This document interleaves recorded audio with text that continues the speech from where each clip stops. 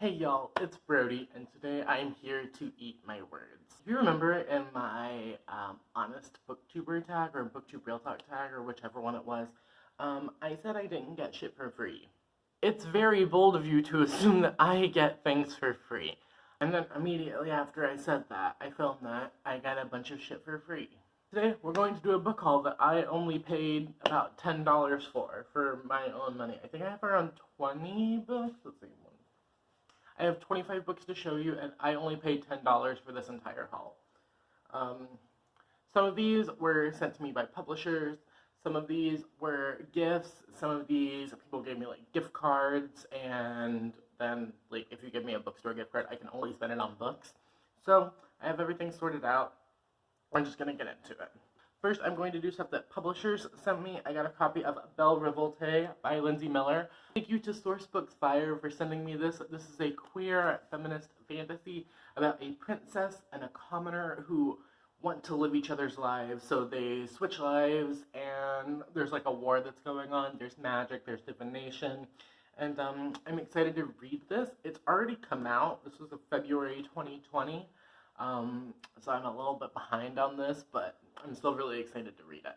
I have The Vanishing Deep by Astrid Schultz. Thank you to Penguin Teen for sending me a finished copy. It's placed in a world where the entire planet has basically been flooded, and scientists have the ability to bring someone who has passed away back to life for 24 hours.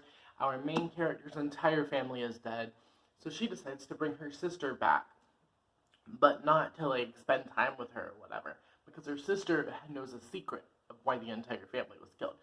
I love books revolving around like water and also like complex sibling dynamics, so I think this should be a good time. Next we can do stuff that my friends sent me, because some of my friends sent me books. Okay, so this first one comes from, who's calling me? It's a suspected spam caller. We love that. This first one comes from my friend Molly, who is at Molly is Reading on Twitter. I will link her down below. She got me The Starless Sea by Erin Morgenstern when she was in the UK, and it's so fucking pretty. I can't get over this. This is, I believe, like a literary fantasy novel. It follows like a college boy named Zachary Rollins who stumbles upon a book that has his life in it, and he's trying to figure out the secrets behind this book, what's going on. There's also like this like underground labyrinth, and it's filled with like hidden stories. I don't want to know a whole lot about this book going in. I didn't know that much about the Night Circus, and I loved it, so I think it's the best bet to go with The Starless Sea. I've already read like a third of it, and she's like a slow burn for sure, but like I'm really enjoying this. I love Morgenstern's writing style. It totally works for me. I love this world that she's like slowly building up. So Molly, thank you. My friend Jocelyn from Yogi with a Book surprised me by sending me a copy of Race to the Sun by Rebecca Roanhorse. This is a Native American Navajo middle grade urban fantasy. If you know the Rick Riordan Presents books, you know the basic plotline. A child who is of Navajo descent discovers that the monsters and the deities and all of the beings from Navajo lore are actually real. And then she has to save the save the world. This was my first read of 2020. I fucking loved it. I still need to get myself a finished copy. I love Najani so much as a character. Just the way that Najani just kind of accepts all of these magical things are happening to her rather than questioning anything, because that's kind of how, you know, at least in my tribe with being a Cherokee, that's kind of how Native Americans are raised. I really enjoyed it, and I gave this one 5 stars. I've already read it. I want to reread it already. I want to get a finished copy, but thank you, Jocelyn, so much. You surprised me with this. It was so nice. The next book I have comes from Rhiannon over at Crescent Moon Reads, who got an arc of Ziggy Stardust and Me by James Brandon. This I am not as excited to read because it apparently has very problematic Native American rep. I know the love interest in this book. This is a historical YA fiction novel where homosexuality is considered a mental illness. Conversion therapy. The main character is like obsessed with Ziggy Stardust, And there is a Native American love interest who is Lakota, I believe, also Two-Spirit, and it's supposed to follow the, like, magical native curing the white boy of all his problems. One thing I think is really interesting is in conversion therapy books, there's usually a Native American side character. I don't really know why that is, but Rhiannon was kind enough to send me this arc so I can read it and put out a review. I would like to draw your attention, though, to the review, the Own Voices Lakota review, that originally brought the problems in this book to my attention. I will leave that link down below, so make sure you go check that out. Because, like I said, I am Native American, but I'm not Lakota, so I can't speak on the Lakota representation. Let's do, like, Christmas presents next. I haven't done those. Christmas presents? My mom sent me a couple books for Christmas. I got Motherfucking Sharks by Brian Allen Carr. This is a bizarro fiction novel, or novelette? I don't know. It's like 100 pages, maybe. And it is about a storm that sharks come out of, and they kill people. I don't know how else to explain it. This book was, like, a lot thrown into, like, not much at all. There's incest, and there's, like, weird sexual deaths, and it was a lot. But apparently that is, like, a defining characteristic of the bizarro genre, and I do want to read more bizarro, so that's probably something I'm just gonna have to get past myself.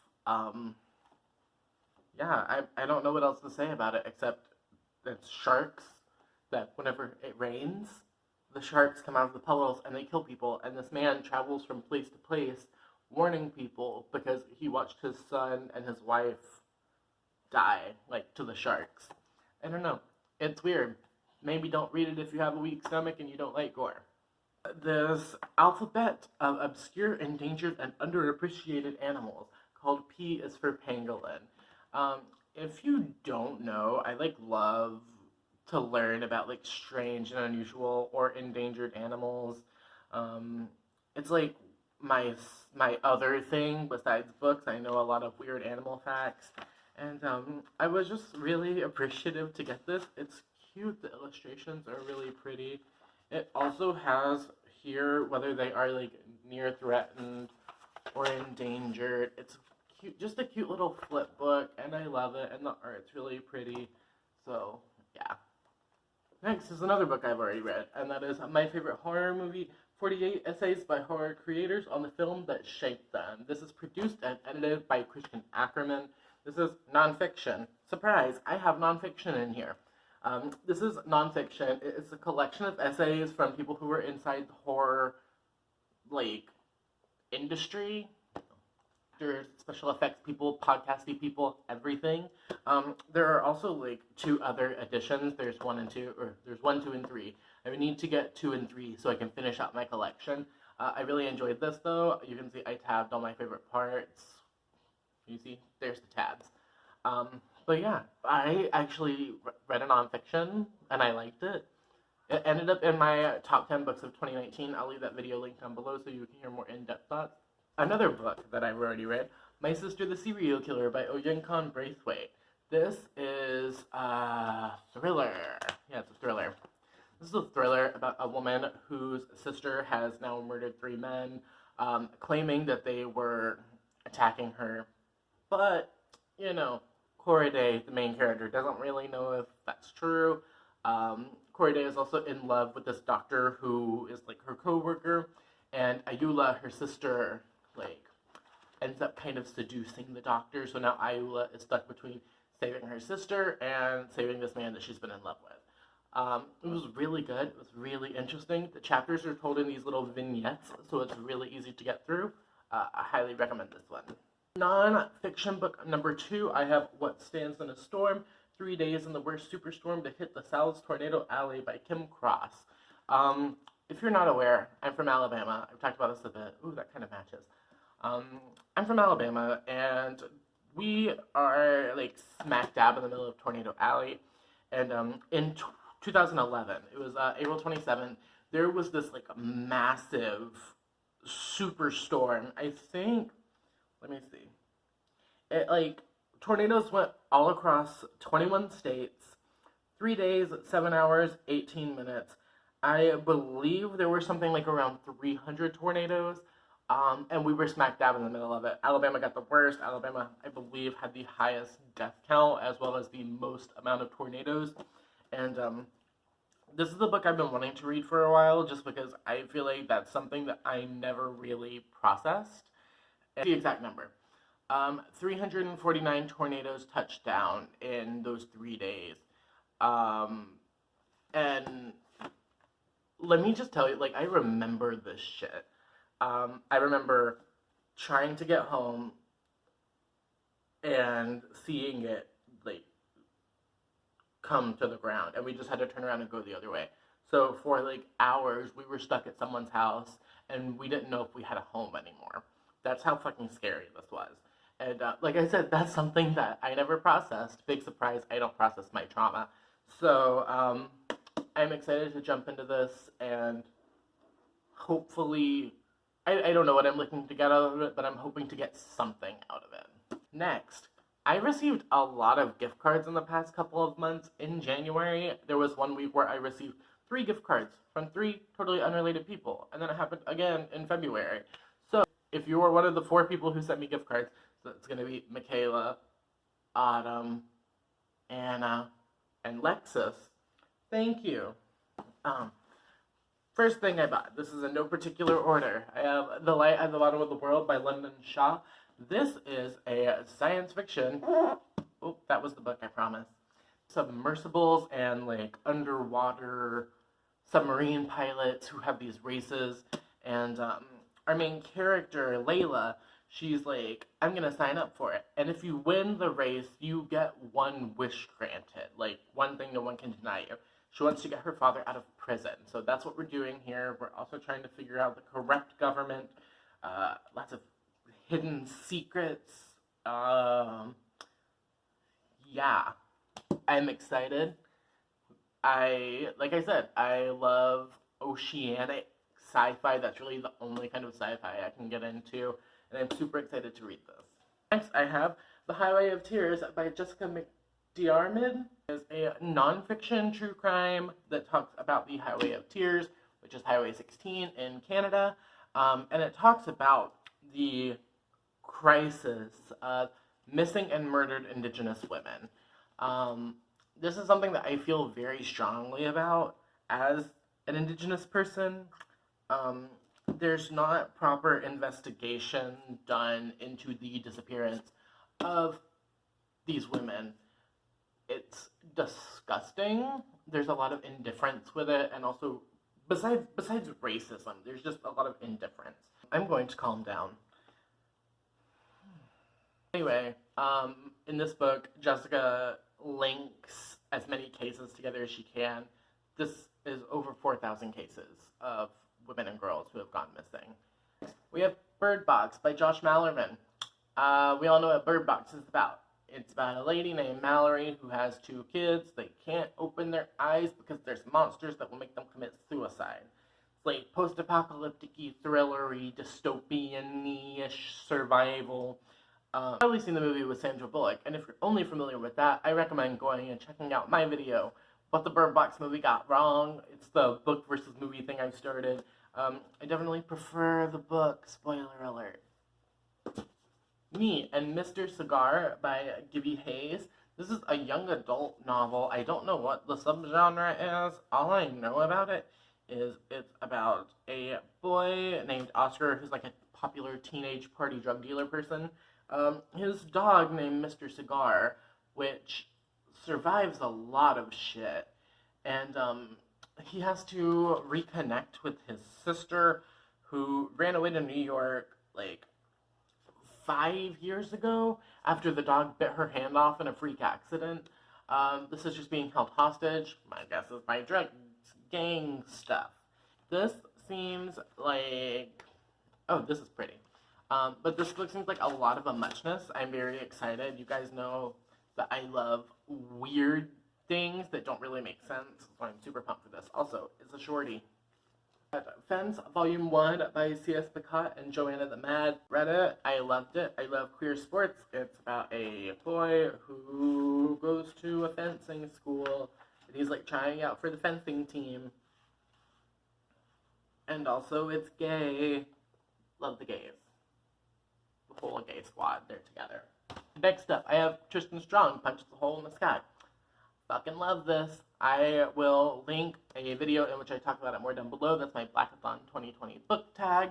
Like what I said with Race to the Sun, all of the Rick Riordan Presents books tend to follow the same plot.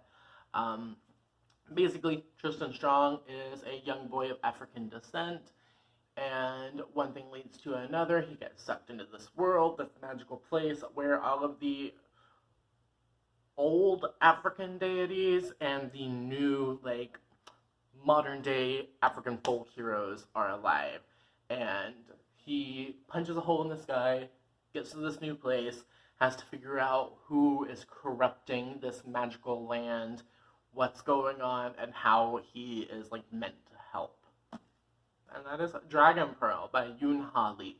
Inspired by South Korean lore. The main character is a 13-year-old named Min. She comes from a line of fox spirits. They can shapeshift between foxes and their human forms, as well as like other things too, but it's a lot easier to go from fox to human. Min's older sibling was like a space pilot person. I'm so bad at explaining things. I'm so bad at this. Min's older brother was like a space pilot, and he went missing on this expedition. So Min decides that she's going to disguise herself as a dead kid and figure out what the fuck happened to her brother. LOL, I have The Lightning Thief, Book 1, and the Percy Jackson and the Olympian series by Rick Riordan. Here's the thing, I've read the entire Percy Jackson series.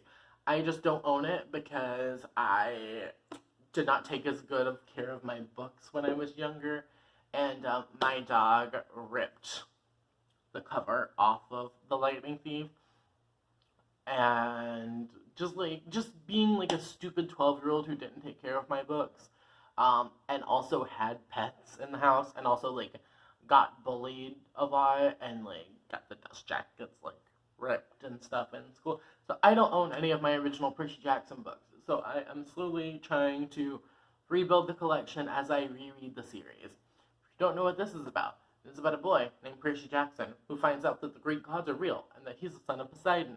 And he has to go on this quest to get Zeus's Master Bolt. I almost forgot what Percy Jackson was about. Next, we have another one of the first books in my all-time favorite middle grade series, and that is Into the Wild, Book 1 of the Warriors Saga.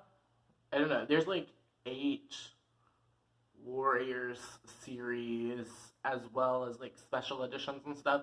Basically, this follows a bunch of cats in the wild who have these clans.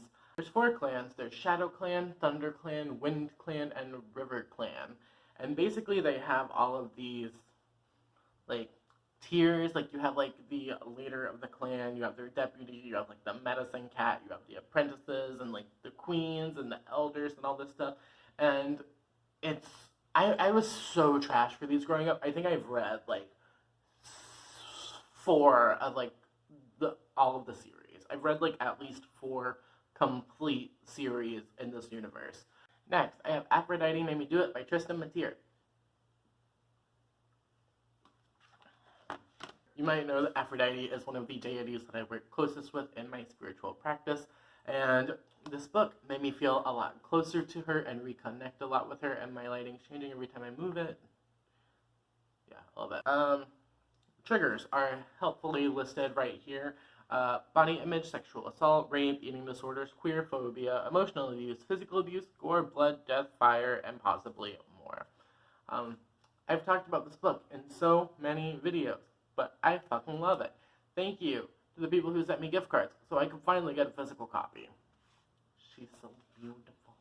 Next, I have Two Dark Reigns by Kendar Blake. This is book number 3 in the Queens of Fenburn world. I don't know, is it called the Queens of Fenburn Quartet? Is it a saga? I don't know. This is book 3 in a 4-book series. It's a young adult fantasy high fantasy, I might add. Look at me reading a high fantasy.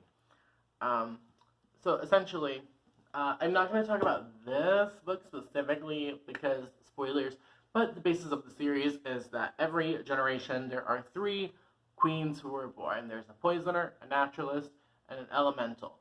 They have to be raised apart, and whenever they turn 16, they have to kill each other until one's standing and can take the throne. Personally, I am Team Catherine. I love this series. I need to finish it, and now I am one step closer to doing so. Alright, I'm almost out of space. Next, I have Song for a Whale by Lynn Kelly. This is a middle grade about a 12-year-old deaf girl who can't communicate with her classmates, and it's causing her lots of problems.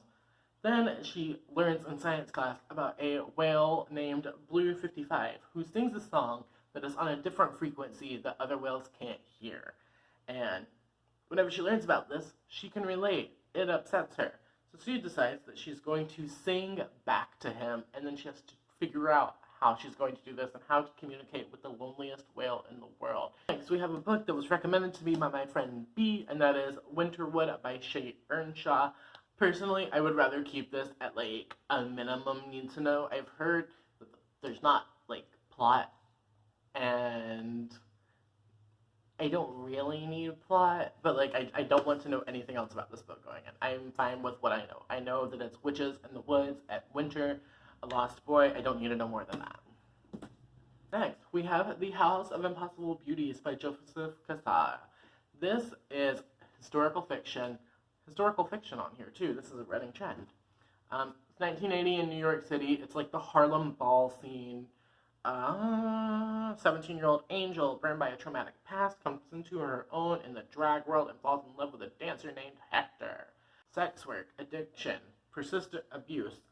Sounds like it's gonna make me cry and feel all the queer things. I love this cover. It's one of Adriana's favorite books. Make sure you go check out Perpetual Pages. I will link down below. Next, we have The Bromance Book Club by Alyssa K. Adams. This book was recommended to me by Mina from Mina Reads. She did an entire review video. I will leave that link down below for you. This follows a man who is like a professional... This follows a man who's a professional baseball player. I should have been in the middle the entire time. This looks so much fucking nicer.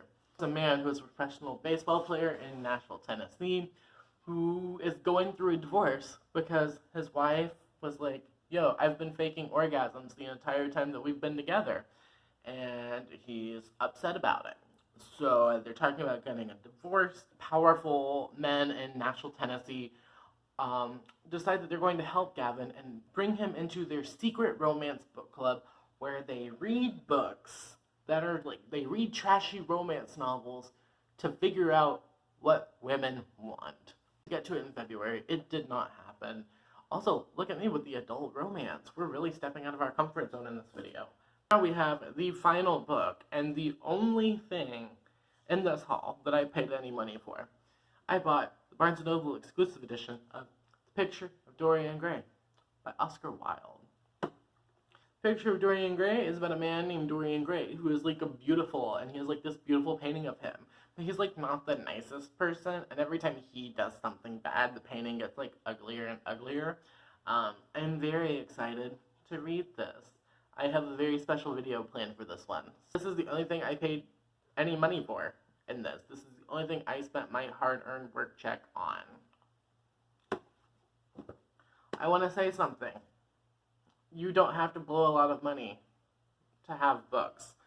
I understand accessibility is a thing. Personally, I am very lucky. I got a lot of gift cards. I got a lot of presents. I had 2 publishers send me things. So I am very lucky. So that's a disclaimer. However, I also want to say that the reason I racked up so much is because I took full advantage of buy one, get one sales, of the discount section at Barnes & Noble, of like membership cards, like anything you can imagine, I do to save $1. Yeah, for Christmas that I just wanted to throw in here is Grookey. I love Pokemon, and I haven't got to play Pokemon Sword and Shield yet, but I would die for Grookey. And I got a Grookey plush. He's so cute, isn't he? I love him. Oh. Alright, that's all I have for you today. I hope you enjoyed this. I don't know that I will be filming very many book calls. I don't know. I don't think it's necessarily my thing. But I did want to show you some of the shit I got, as well as thanking the people who sent it.